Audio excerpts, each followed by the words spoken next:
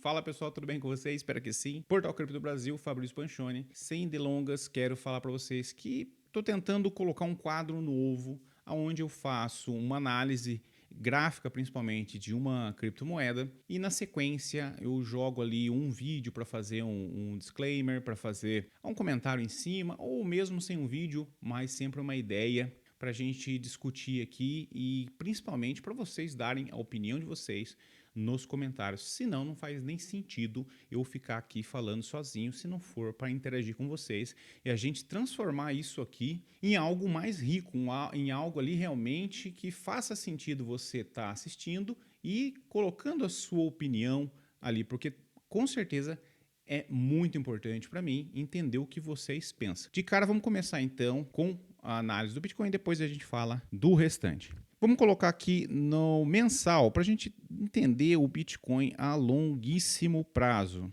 Aqui a gente vai ver médias móveis apontadas para cima, principalmente as menores, inclusive essa verde que acho que é de 80, isso, 80 períodos. Não temos a de 200. Nota-se que vem diminuindo muito aqui o volume. O estocástico, nesse mensal, aqui ele fica bem claro algumas coisas.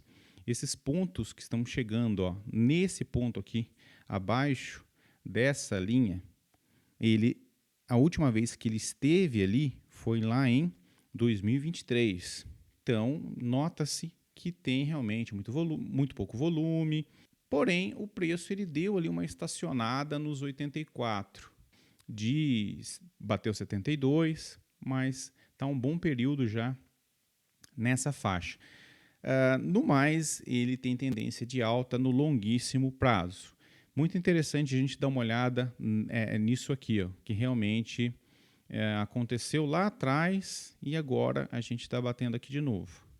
No RSI, ele também baixou da linha de 70 e está aqui totalmente lateralizado, ó, vocês podem observar.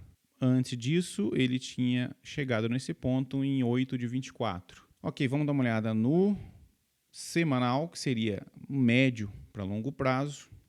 Aqui a gente também tem as principais médias 200, 80, todas apontadas para cima.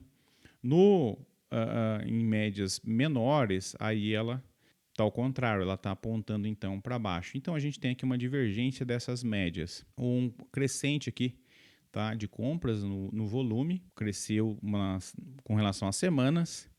Aqui, inclusive, no estocástico, está lateralizado, a gente precisa que a linha azul ela cruze a vermelha, até ela cruzou aqui, ó. Então ela precisa realmente apontar e passar essa média aqui, essa linha de 20%, para ser algo mais que deixe a gente mais alegre e com esperanças. Embora, se você faz seu DCA, tá tudo certo.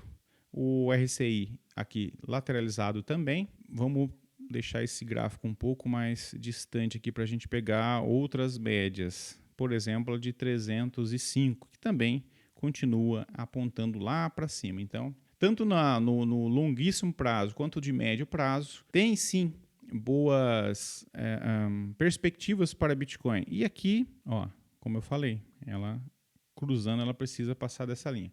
No diário, aí no diário a coisa já muda um pouco. Médias invertidas, a gente tem aqui uma de 80, abaixo do de 200. Aqui as médias estão totalmente invertidas. Ó.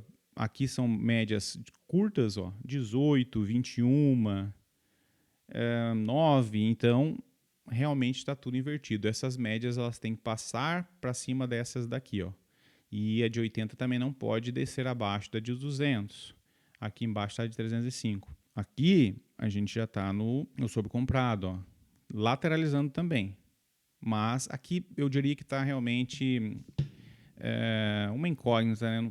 Tanto pode subir quanto descer. Isso aqui no curto prazo tudo pode acontecer e aqui a gente não tem essas informações. A gente tem realmente tudo muito lateralizado.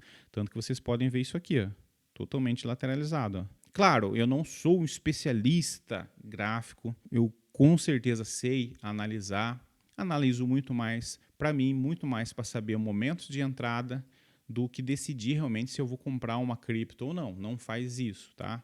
Vocês têm que decidir se vocês vão comprar uma cripto baseado nos fundamentos dessa criptomoeda. Faz uma análise fundamentalista. Depois faz uma análise aqui técnica para saber se é um bom momento de entrada. A não ser que você faça DCA que nem no Bitcoin, aí tudo bem. Importante que no longo prazo ela tá sim bem bacaninha, tá? Acho que isso aqui já deu para vocês entenderem. Só o valor aqui praticamente 85 mil, lateralizadinho, coisa linda. Ok. Vamos então para o vídeo e depois a opinião. Não sei se vai funcionar, não sei nem se esse vídeo vai continuar no ar, porque pode ser que eu tome ban, mas vou tentar e vou mandar para você. Tá, o vídeo é esse daqui. Vamos lá? 83, sendo que você tem macaco que chega a 90 de QI. Só que ninguém tá me dizendo. Como é que é? É ruim você ter um país que a média de QI é 83, sendo que você tem macaco que chega a 90 de QI. Só que ninguém tá... Eu discordo aqui um pouco porque não tem teste de QI para macaco. Se tem um teste, tem o teste sim para macaco, mas ele não é o mesmo que é aplicado em pessoas. Então, sabe, não concordo com isso aqui, mas a gente vai chegar onde importa realmente. Vou pausando aqui um pouquinho por medo de estar de cair o meu vídeo, tá bom? E também tá pensando no seguinte, se a média é 83 e a distribuição é uma distribuição normal, então quer dizer que metade da população tem menos de 83 de QI e metade da população tem mais. Então 50% tem menos do que 83 de QI. Só que a gente sabe que tem macaco que chega a 90 de QI. A pergunta que fica é, qual é a porcentagem da população que tem um QI menor que o macaco? Então, isso é uma conta fácil de fazer. No caso, 90 e não os 83. A média, então, seria 83. Abaixo de 83, segundo ele, então, chega próximo ali de 101 milhões de brasileiros. 101 milhões de brasileiros, segundo ele, tem um QI abaixo de 83. Isso aí é realmente dados já divulgados. Então, isso aí não tem como questionar. A gente pega aquelas tabelas, lembra a tabela Z de estatística? De distribuição normal? É uma tabela... Eu posso ensinar uma criança de 6 anos a fazer esse cálculo. Então eu sei que metade da população está abaixo de 83 de QI. Eu quero saber qual é a porcentagem da população que está abaixo de 90 de QI. Eu faço 90 menos 83, divido pelo desvio padrão, que é 15. Eu vou achar o número Z, jogo na tabela Z e acho a porcentagem que está abaixo de 90. Já fiz esse cálculo para vocês não terem o trabalho. Ele dá 68%. Confesso que eu não lembro dessa tabela Z. Da população. Arredondando para 70, quer dizer, de quando você vê 10 brasileiros andando aí pela rua, né, daqueles 10, 7 tem um QI menor que o de um macaco. Então, como é que a democracia pode dar certo? Como é que eu posso dar poder de escolha numa situação onde não se tem investimento sério nenhum em educação de base?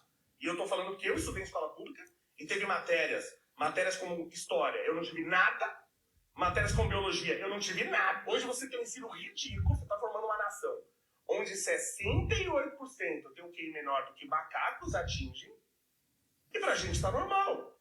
E ainda... Mais uma vez, repetindo que não todos os macacos também chegaram nesse nível de pontuação. São raríssimos também, poucos macacos ali que chegaram nesse nível de pontuação. Concordo com relação ao ensino, né? O ensino fundamental, principalmente, ensino médio, e depois, faculdade, não preciso nem falar, né? Porque a gente vê cada dia mais profissionais totalmente desqualificados entrando no mercado de trabalho. Tá vindo pessoas que ainda falam, que não quer dizer nada. Mas, e aí eu não posso parte do céu, mas eu acho legal, é a mesma coisa que aqui já não interessa muito mais. Bom, o que eu quero falar para vocês? Embora não concorde com o que ele fala, essa comparação é bem esdrúxula, falar do ser humano com o macaco, ela chega a ser esdrúxula, mas ele quer realmente atingir muitas pessoas com essa fala. Mas sim, quando eu tô aqui nas redes sociais, tô fuçando e que eu vejo postagens falando de como o governo atual ou como o governo antigo, ele fazia merda, que ele roubava isso, aquilo. Aí você entra nos comentários, ali é realmente um problema. E eu tendo acreditado aí que realmente 7 a cada 10 brasileiros tem um QI realmente abaixo de um macaco. Porque é impossível você ler um negócio daquele. Muitas vezes, por exemplo, eu já postei algo realmente falando de impostos, tá? Que a gente, para nascer, paga imposto, depois que você vai crescer, você vai pagar imposto, para você comprar um carro, para você vender o carro, para você manter o carro e continuar com ele, ou seja, ele não é seu. Para você morrer, você paga imposto. Enfim, você paga imposto, imposto, imposto. E vamos lá, a gente sabe que, eu não sei, hoje eu estou gravando esse vídeo no sábado, dia 19 de abril, dia 21 agora, de Tiradentes, e ele foi decapitado por reclamar de 20%, né, de impostos. Hoje a gente paga 47% de imposto de média e está tudo tranquilo. Então, quando eu postei isso, um monte de gente vem lá para defender. Porque, você está falando então que não tem que pagar imposto? Cada um faz o que quiser, não estou falando que você não tem que pagar imposto. Só estou falando que a gente é roubado cada dia mais e tem um monte de gente para estar defendendo político de estimação. Então, quando eu leio isso, é algo realmente que deixa eu perplexo. Eu fico realmente muito chateado, muito triste de ver um negócio desse. Porque, sabe, a gente entende que são inúmeras situações que fazem as pessoas terem um QI menor, questão de saúde, questão de, muitas vezes, até socioeconômica, mas você mostrar para a pessoa, você mostrar ali para o cidadão, olha, esse governo está fazendo isso, aquele governo fez aquela outra merda, e assim mesmo vai ter gente falando assim nos comentários, mas fulano roubou mais, mas ciclano é o melhor presidente do Brasil. Como se fosse um jogo de futebol, onde você tem a equipe A e a equipe B, e ficam lá essa briguinha de quinta série. Parece que o brasileiro médio ele não saiu da quinta série, em ambos os sentidos. Nas brincadeiras, o que é um ponto positivo, eu acho o brasileiro realmente muito criativo nessas partes, e brincalhão, deixa as coisas mais interessantes. Mas quando a gente vai falar de política, realmente parece quinta série, crianças ali discutindo e não tem um aprofundamento. Quando você chama para uma discussão, para poder entender, para poder mostrar o que é realmente a política de verdade, o que faria bem para o Brasil, os projetos de longo prazo, como eu já falei algumas vezes, os políticos não pensam nisso, pode ser o político A, o político B, eles não pensam no longo prazo, o que seria bom para o brasileiro de fato. Ele vai pensar simplesmente nos 4 anos dele. Ele quer que o próximo assuma uma grande dívida e dane-se. Então, isso não é pensar no brasileiro. Eu sempre falo que enquanto, não interessa quem esteja no poder, enquanto o cara não chega lá e não falar assim, olha, vamos rever toda a questão tributária. Hoje, vocês não vão pagar mais impostos em cima de produtos, ICMS e tudo mais. Não, vocês vão pagar hoje realmente uma carga tributária maior em cima do salário base, em cima do imposto de renda. Por quê? Você cobrando os impostos em cima do imposto de renda, você distribui melhor essa carga tributária. Falam-se muito de, vamos taxar os super ricos, mas taxar os super ricos, só que não é tributado isso na renda, não é tributado isso na renda, então você não está tributando os super ricos, você está sim tributando o pobre, é o pobre que está pagando. E quando você tem uma inflação igual no Brasil, que é de 2 dígitos, onde os políticos imprimem dinheiro para pagar as próprias contas, então esse é um dos piores impostos, um imposto invisível, que ferra a vida do pobre. Porque o pobre, quando você vai ver, quase 40% da renda dele, do que ele ganha, ele gasta com comida e moradia. Ou até mais de 40%, 50%. Enquanto o rico, ele gasta de 1 a 2% com moradia e comidas. Quem está sendo realmente o prejudicado? Será que criar esse monte de impostos ele é ruim para o rico? Então, enquanto não vier realmente um político que sente lá e fala assim, olha, vamos mudar tudo isso aqui, vamos mudar, vai ser tudo taxado agora na renda da pessoa e vamos zerar aqui os impostos em cima de produtos. Esse negócio de PVA, cara, é ridículo você ter que pagar imposto de um bem que você já comprou, depois você tem que pagar para ter ele, ou seja, o carro não é seu. A casa com o IPTU, ela não é sua. Você está só alugando ela do governo, essa é a verdade. Não existe isso. Mais ridículo ainda é você ser parado no trânsito e simplesmente tomarem teu carro porque você não pagou o licenciamento, que é um outro imposto. Aí eles tomam o seu bem e você tem que ir embora a pé. Tem vídeo mostrando pessoas indo embora a pé porque tomaram o seu bem, tá? Existem maneiras de fazer isso, existem muitas maneiras de você bloquear que a pessoa ande.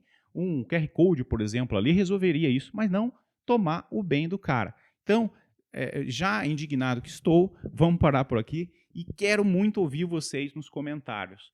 Curte, comenta para ajudar aqui. Beijão para vocês e até a próxima.